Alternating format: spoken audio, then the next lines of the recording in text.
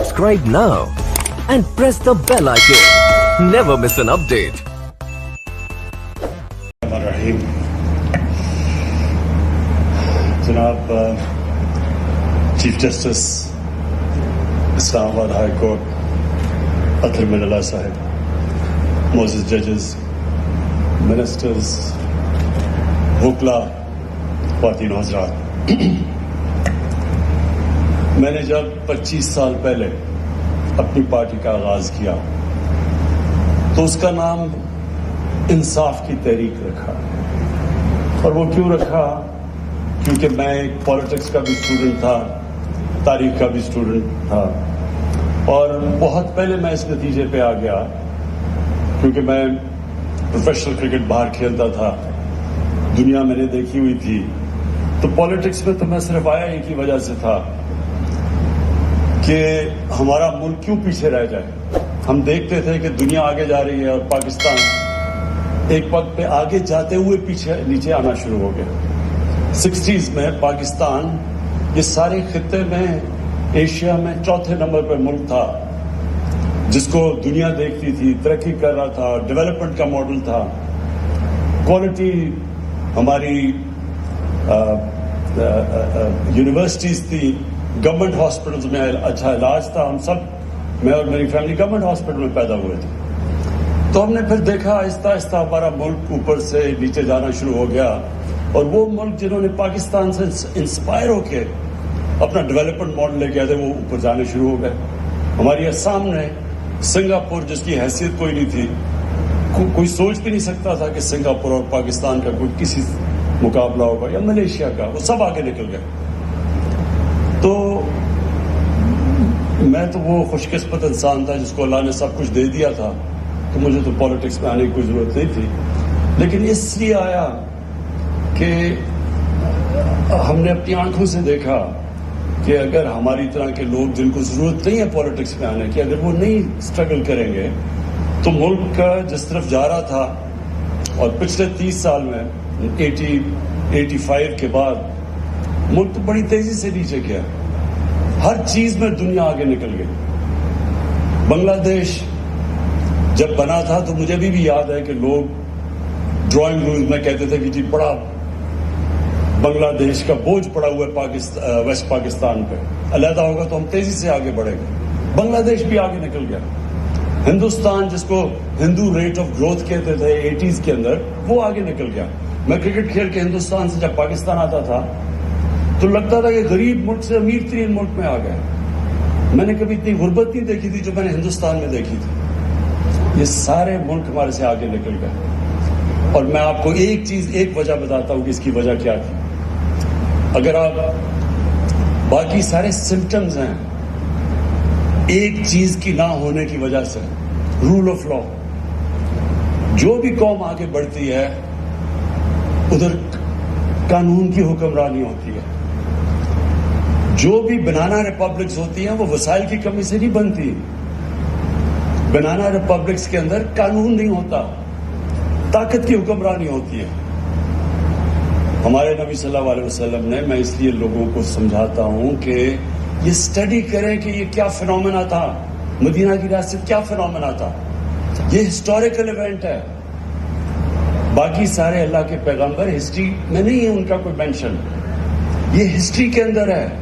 किस दिन में हिजरत की, किस दिन में फतह मक्का हुआ, किस दिन में जंग बदर हुई, ये सब कुछ तारीख का हिस्सा है। तो ये एक फिनोमेना है कि वो कौम जिसकी कोई हैसियत ही नहीं थी अरबों की, वो इतनी तेजी से दुनिया की उन्होंने इमामत की, ये तारीख का हिस्सा है। तो उसकी जो बुनियादी चीज थी रूल ऑफ लॉ था। 2 खलीफा वक्त, 4 में से 2 खलीफा वक्त अदालत के अंदर पेश हुए, कानून के नीचे थे। हमारे नबी सल्लल्लाहु अलैहि वसल्लम ने बहुत, ये 2 उनकी जो हदीस है ये हम स्कूलों में पढ़ाना चाहिए।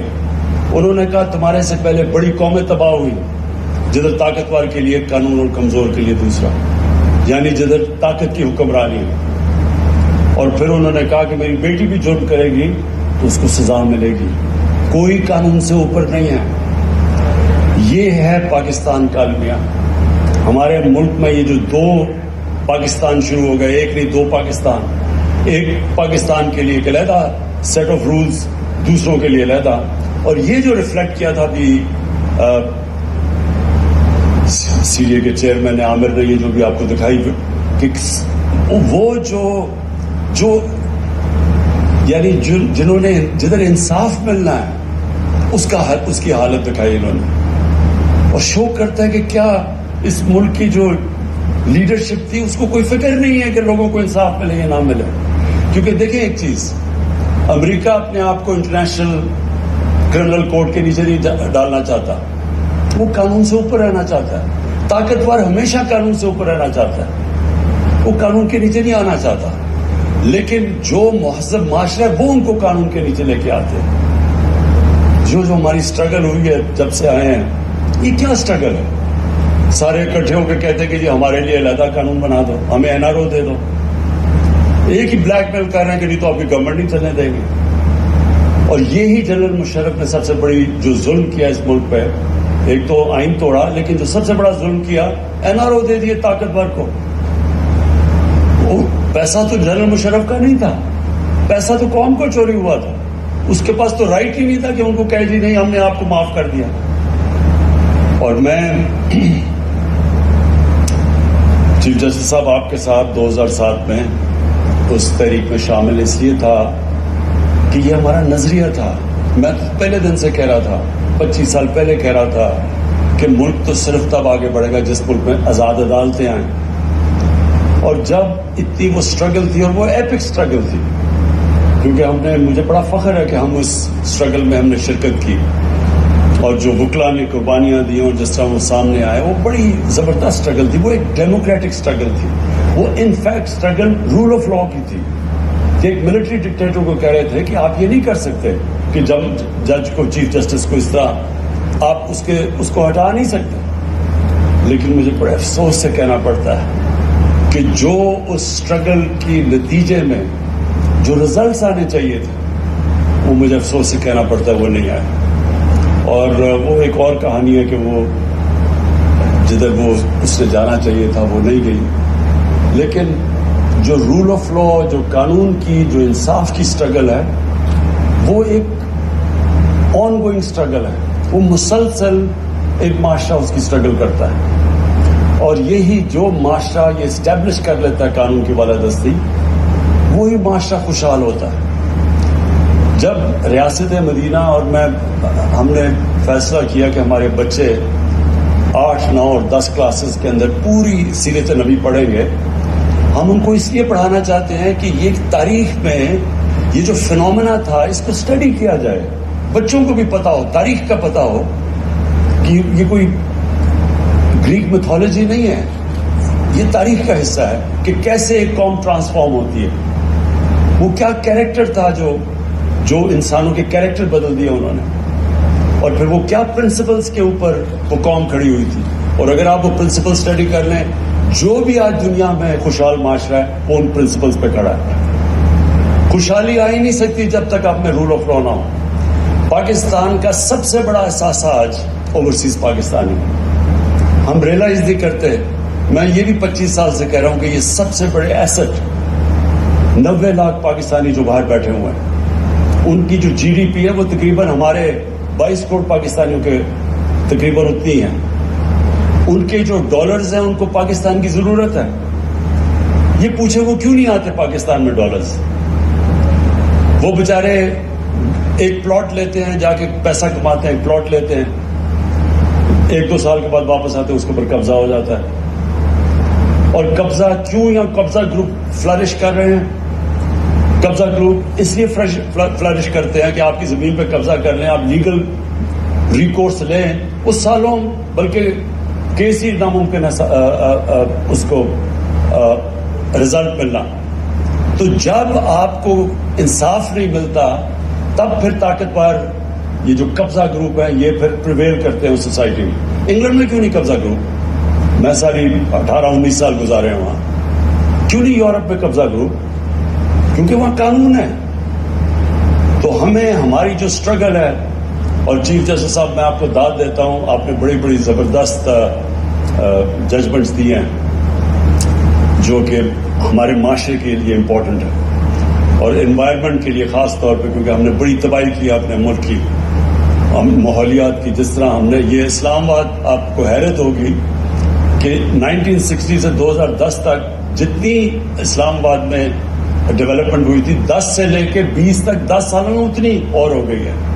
تو گرین ایریاز جا رہے ہیں, اور یہ ہماری گورنمنٹ پوری کوشش کر رہی ہے, اور اس میں آپ کی بڑی ہمیں ہیلپ کی ضرورت ہوتی ہے, اور آپ ہیلپ کرتے ہیں بچانے کے لیے اس ملک کا. یہ جو ایک ماڈل سٹی بنی تھی جس میں گرین ایریاز رکھے گئے تھے, اور اب تو ملک کی ہماری آنے والی جنریشنز کی ضرورت ہے کہ ہم ان کو پولوشن سے بچائیں, اور یہ جو کلائمیٹ چینج کے افیکٹس ہیں ان سے بچائیں.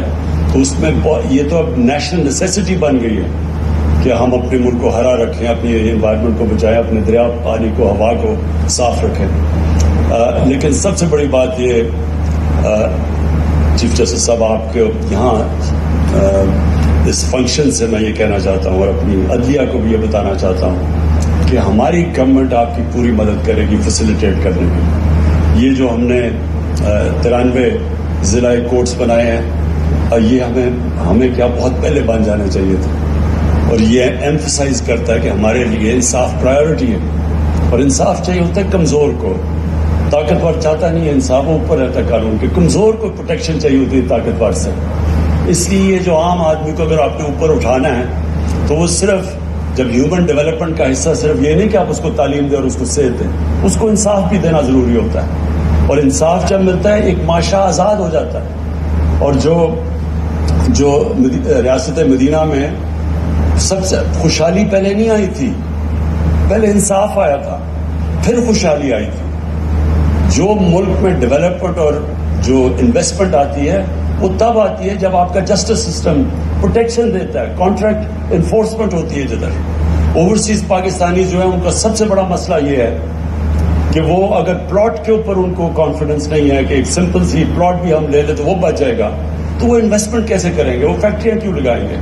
تو ہمارے راستے میں یہ بہت بڑی رکاوٹ ہے, اور اس لیے آپ ہمارے سے پاکستان کی عدلیہ کو میں نے کہنا چاہتا ہوں کہ ہم انشاءاللہ پوری طرح آپ کے لیے ہر قسم کی فیسیلیٹیشن کریں گے. یہ ایک اسلام آباد میں بھی پہلا سٹیپ ہے, لیکن اور بھی جب بھی آپ کو گورنمنٹ کی ضرورت پڑے, ہم اس کو یہ نہیں سمجھتے کہ یہ کوئی ہمارا پہلے باقی پیسہ خرچ کریں اور پھر اینڈ میں جو پیسہ بچے وہ جسٹس سسٹم کو دیں. ہم سمجھتے ہیں یہ پرائیورٹی ہے, اس کی وجہ سے پیسہ آتا ہے. جب آپ کے ملک میں انصاف ہوتا ہے تو انویسٹمنٹ اور خوشحالی آتی ہے. تو اس لیے مجھے آج بڑی خوشی ہے, یہ میں سی ڈی اے چیئرمین کو, آپ کو اور ایف ڈبلیو او کو خاص طور پہ میں اس لیے اپریشیٹ کرنا چاہتا ہوں کہ پہلے تو 6.5 ارب سے آپ نے اس کو نیچے لے آئے ہیں تقریباً 1.5 ارب پہ. یہ بہت بڑی اچیومنٹ ہے. نارملی تو 1 ارب سے شروع ہوتا ہے تو 6 ارب پہ پہنچتا ہے. یہ ایک تو اس کے لیے آپ دونوں کو کہنا چاہتا ہوں, اور سیکنڈلی جو 6 مہینے کا آپ نے ٹائم فریم دیا, یہ بھی انشاءاللہ ہم آپ دیکھیں گے کہ آپ نے 6 مہینے میں ایف ڈبلیو اور آپ نے اس کو کمپلیٹ کرنا ہے. بہت بہت شکریہ.